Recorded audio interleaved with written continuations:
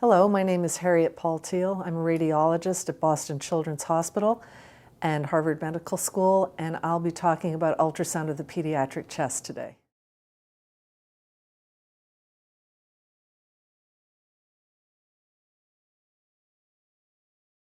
As most of you know, pediatric chest disorders are initially evaluated with chest radiography. However, ultrasound can be very useful when the nature and/or the location of a chest opacity is uncertain. It's particularly helpful in distinguishing pleural from parenchymal lesions and does permit characterization of pleural fluid collections as either simple or complicated. Chest wall lesions can be localized and characterized, and real-time imaging permits evaluation of the diaphragm and adjacent structures.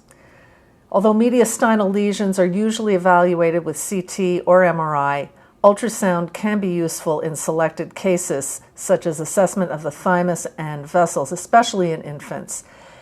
This image is from a recent publication and shows the various windows that can be used to evaluate the chest.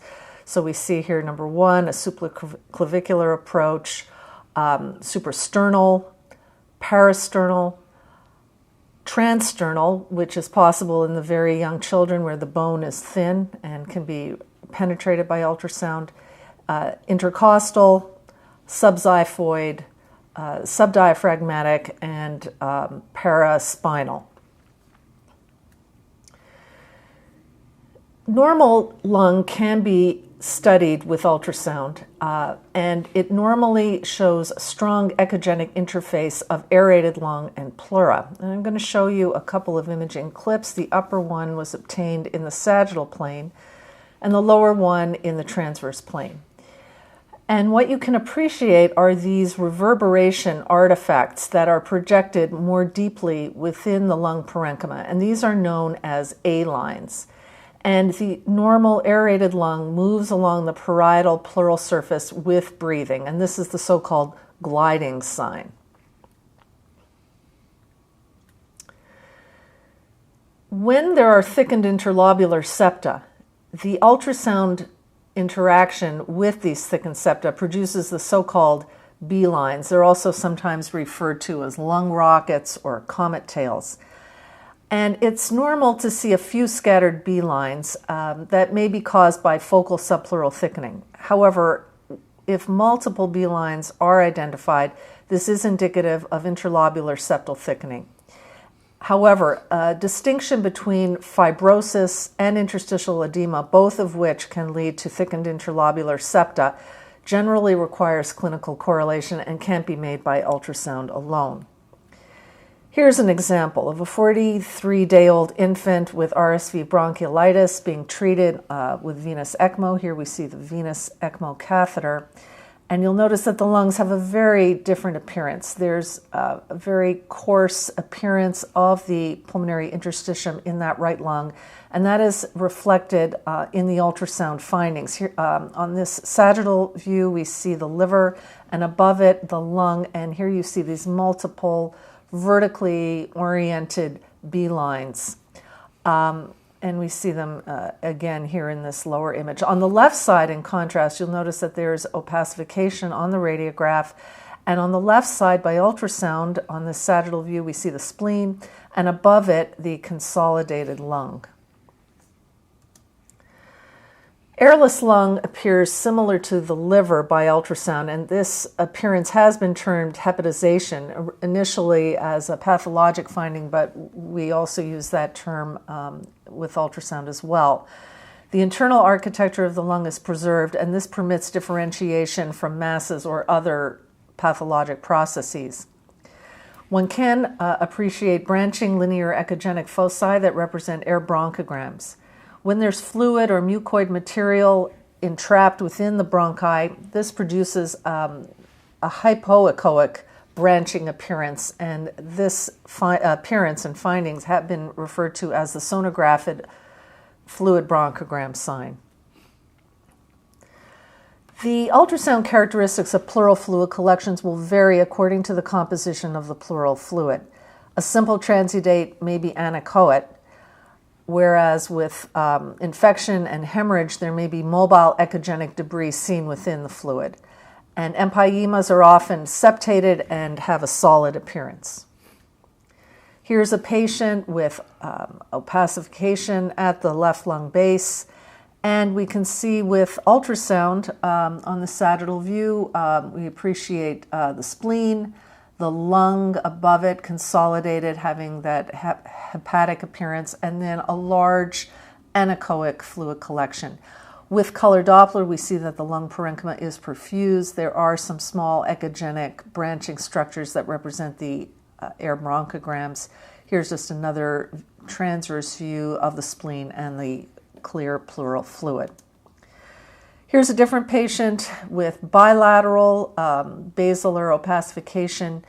On the right side, we can see the liver, the lung, and some complex fluid within the right chest cavity. Here we have a little clip to show you. You can see that there is echogenic debris within that fluid. And here's the left side, which also shows a pleural fluid collection with some echogenic debris within it. And we can see that clip as well. Long gap esophageal atresia is a relatively rare problem, but at our institution we get a lot of these patients, and this is a contraption that is seen. The separated portions of the esophagus are very slowly brought together over time, and a lot of these patients have complicated clinical courses. Here we see that there is opacification of the right hemithorax. On these ultrasound images, you can appreciate the lung. Again, there's an anechoic pleural fluid. We see the air bronchograms, the echogenic air-filled bronchi. And on this image clip, you can see the lung moving freely within the pleural fluid.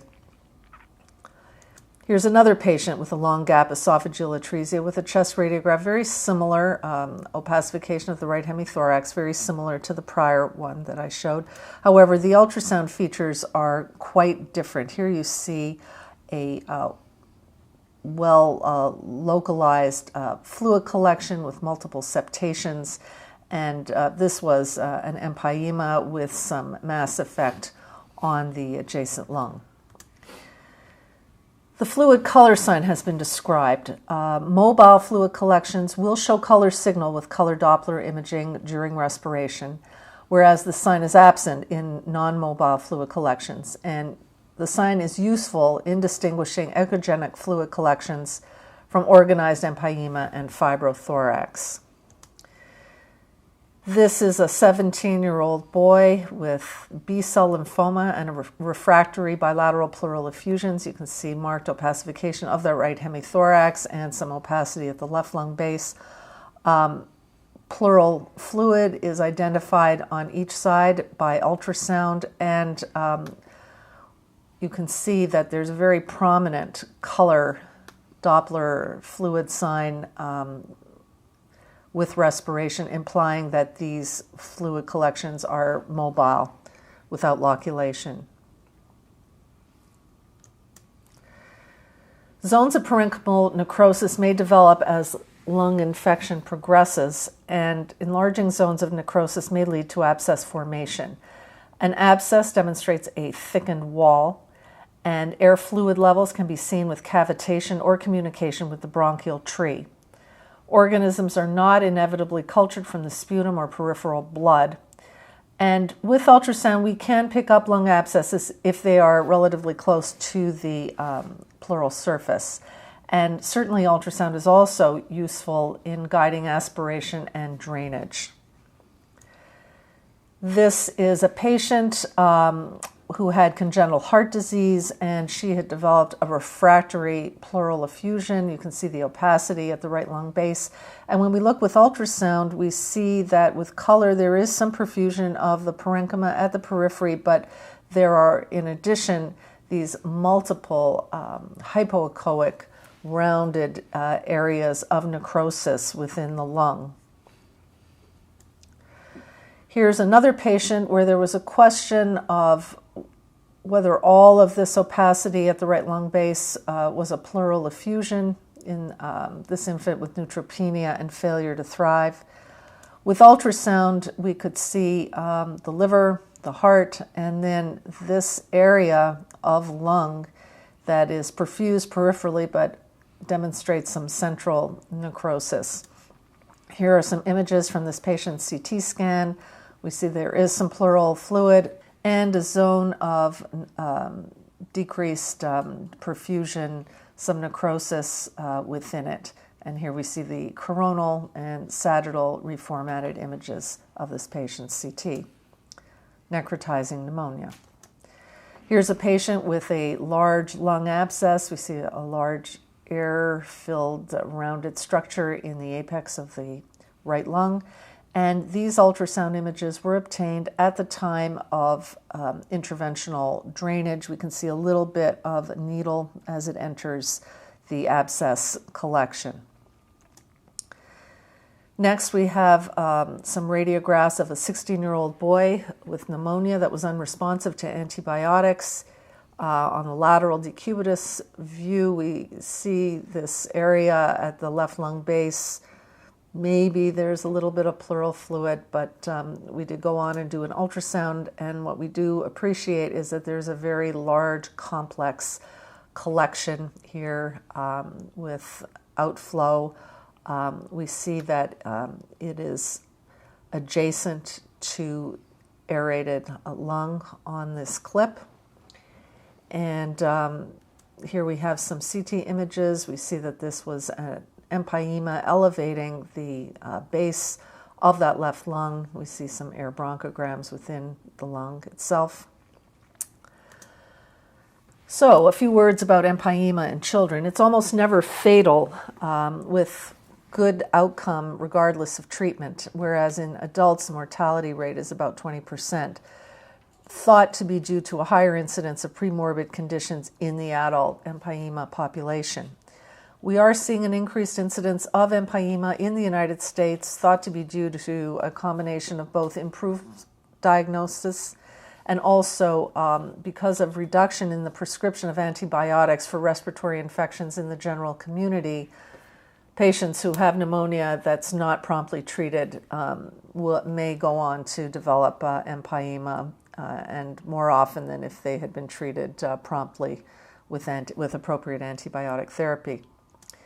Strep pneumoniae is the most frequently isolated pathogen, and the best outcomes in children are seen when there's early surgical drainage or fibrinolysis and chest tube drainage. And here's a pathologic specimen of an empyema.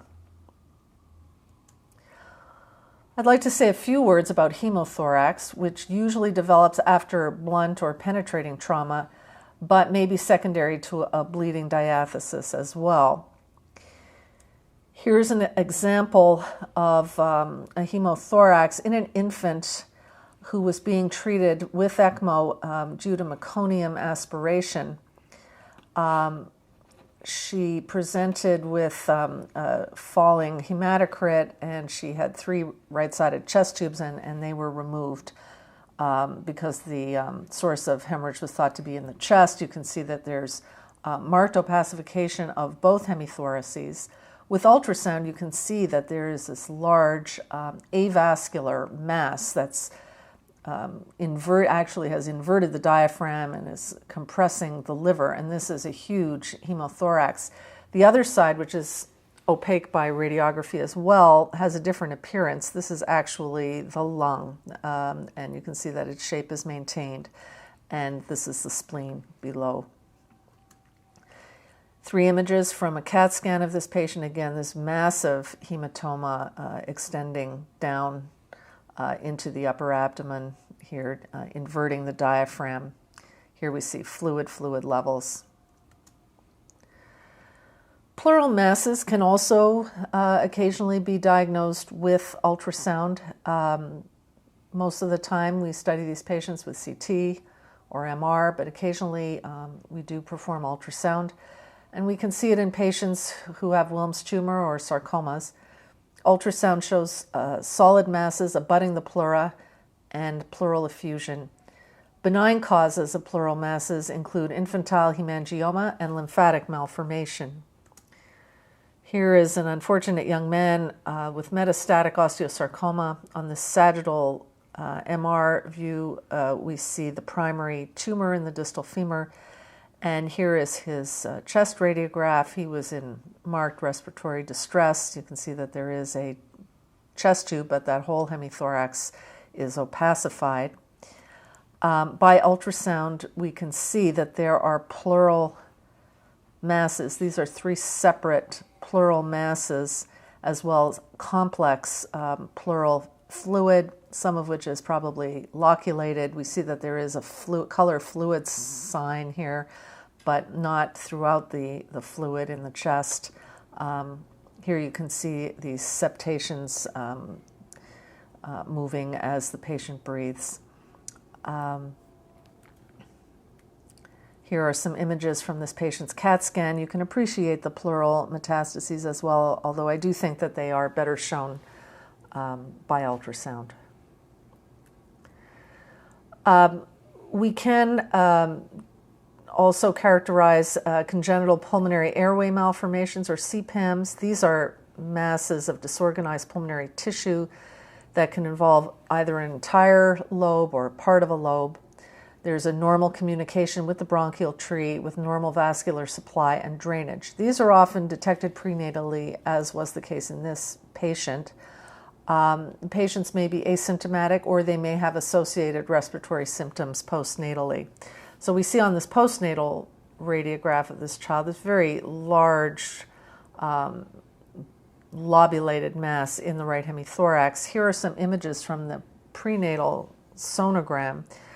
This whole thing is the lesion, and you can see it's got both solid and cystic components.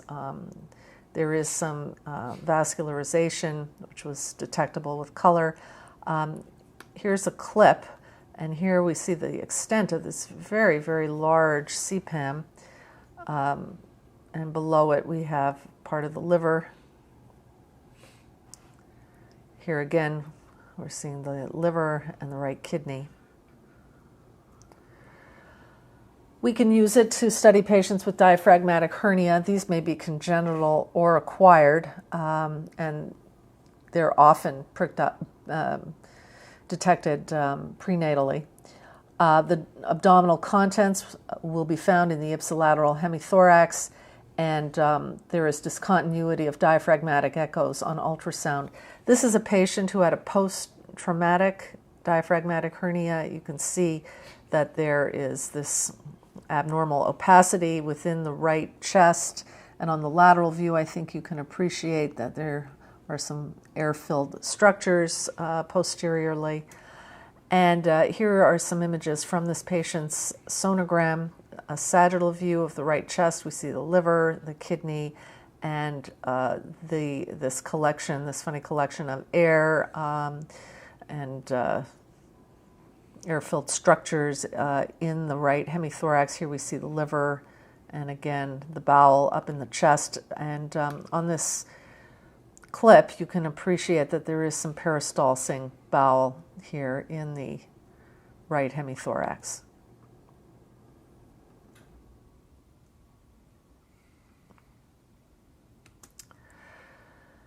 We can evaluate patients with diaphragmatic paralysis as well. This may be due to phrenic nerve injury at the time of birth, or as a result of cardiac surgery, TE fistula repair, chemical injury from parenteral fluid extravasation. It's important because infants are dependent on diaphragmatic function for adequate ventilation, because they have relatively poorly developed intercostal muscles and a mobile mediastinum. It's rare that patients will require surgery, but occasionally a diaphragmatic plication will be required in order to prevent severe lung infections and mortality in selected patients. And one big advantage of ultrasound diagnosis over fluoroscopy is the lack of ionizing radiation and the fact that these evaluations can be made in the intensive care unit in unstable patients. So as a baseline, here's a patient with normal diaphragmatic function. The patient was on a ventilator. On this transverse view, we can see the right and left hemidiaphragms, and they are moving normally and symmetrically. When the patient is removed from the ventilator, there's still good normal symmetric function of both hemidiaphragms. Here's a patient with an elevated left hemidiaphragm and diaphragmatic paralysis, which is shown on the ultrasound. You can see that there's really no normal contractility of that left hemidiaphragm. Here we see the normal right side with good movement of that diaphragm during respiration. Here's a patient with eventration, again, elevation of the left hemidiaphragm on the radiograph. And on this transverse view of the right and left sides, we can see there's a little bit of motion. It's diminished on the left side compared to the right, but it's not completely paralyzed. Here we can see it on a sagittal view. We have the spleen and the stomach, and here on the right, the normal right side with the liver, with nice normal function of that diaphragm. Here's another patient, a 22-day-old infant with tachypnea who has opacification of the lower right hemithorax, and we have some images from an ultrasound examination. Here we see the heart, and anterior to the heart and surrounding it and extending over into the right chest, we see that there is this complex collection of fluid-filled structures of varying size. The patient did go on to have an MRI examination, very high signal fluid-filled structures on T2 weighted images, and after gadolinium administration, there's no enhancement of the fluid collections, just a little bit of rim enhancement, and this patient had a lymphatic malformation. These are abnormal lymphatic channels lined by normal endothelium, and they're present at birth and they persist throughout life. However, they may not become evident until adolescence or adulthood, and there does seem to be some hormonal sensitivity. They do tend to grow at the time of the adolescent growth spurt. This is an image from a paper we published some time ago where you can see the subcutaneous lymphatic malformation. These are slow flow lesions that may be localized or diffuse. The size of the fluid-filled structures or abnormal lymphatics may be macrocystic when they're 1 centimeter or more in diameter, or microcystic, and they're often combined in terms of their size. They may be complicated by intralesional bleeding and infection.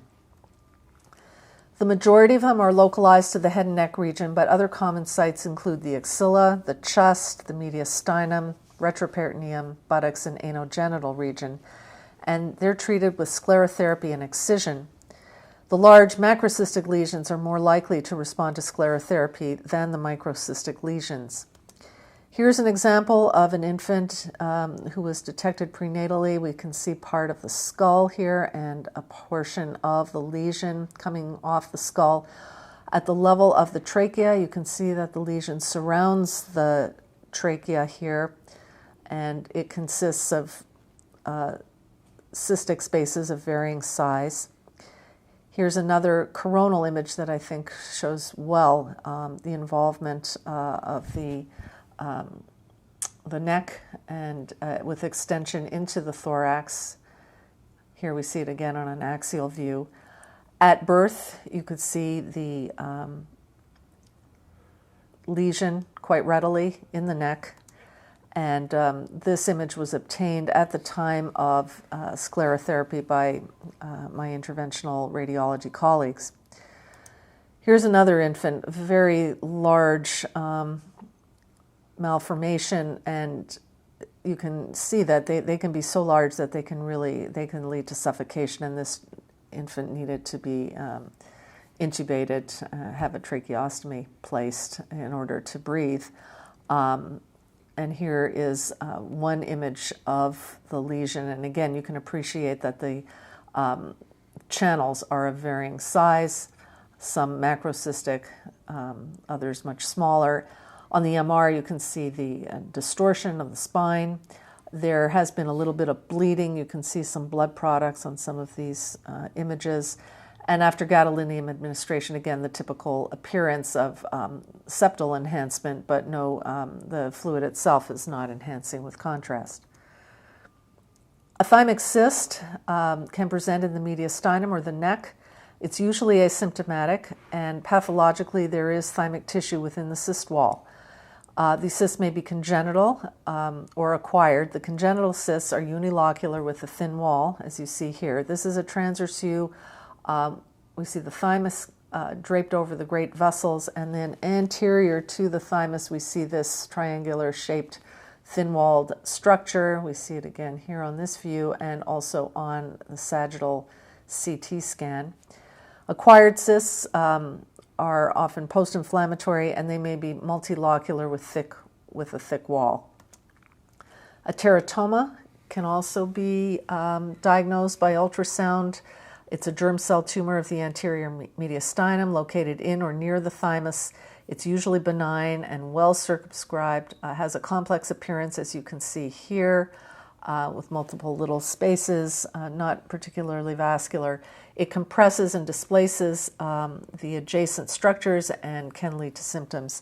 And by color Doppler, as I've mentioned, they may be avascular or hypovascular. And here you see this lesion on a CAT scan. Here's another patient who presented with tachypnea and oxygen desaturation and had tuberous sclerosis. You can see a very large cardiac silhouette. The patient had an abdominal ultrasound, and from the subxiphoid view, we got a look at the heart, and you can see that it's just filled with solid masses. A very dramatic appearance of the heart by ultrasound. Here's some images from this patient's MRI examination, and as you can appreciate, there are multiple intracardiac tumors involving all four chambers. They're large, but they did not appear to be causing significant outflow tract obstruction. So this was a patient with tuberous sclerosis and multiple cardiac rhabdomyomas. Cardiac tumors in children may be benign or malignant, primary or metastatic. Primary tumors are rare, and about 90% are benign. Of those primary benign tumors, rhabdomyomas comprise about 60%, and then the remainder usually teratoma, fibroma, hemangioma, and myxoma. Rhabdomyoma often regresses spontaneously, and as you saw in the example that I showed you, tuberous sclerosis is associated with multiple cardiac rhabdomyomas. Although as pediatric radiologists we don't do a lot of cardiac imaging, I'd like to just show you some other cardiac tumors just to make the distinction with the rhabdomyoma that I showed you. Teratoma is the second most common cardiac tumor in the fetus and neonate. It's usually attached to the pulmonary artery and the aorta in the pericardial cavity. And here you can see one. It's typically cystic and multilobulated, and it causes mass effect and serous pericardial effusion. Patients can present with respiratory distress, cyanosis, and congestive heart failure, and cardiac compression and tamponade may occur. Here we see a couple of images from a CT scan and from a cardiac MRI.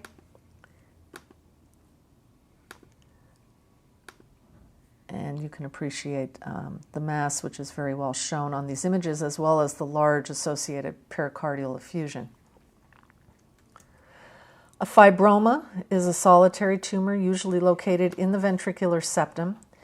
It's usually clearly demarcated from the myocardium, although it can invade the ventricular muscle and leads to congestive heart failure.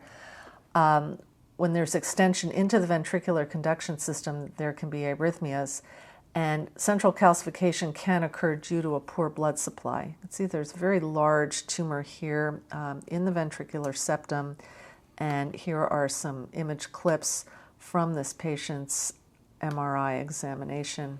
Again, you can appreciate the very, very large ventricular mass.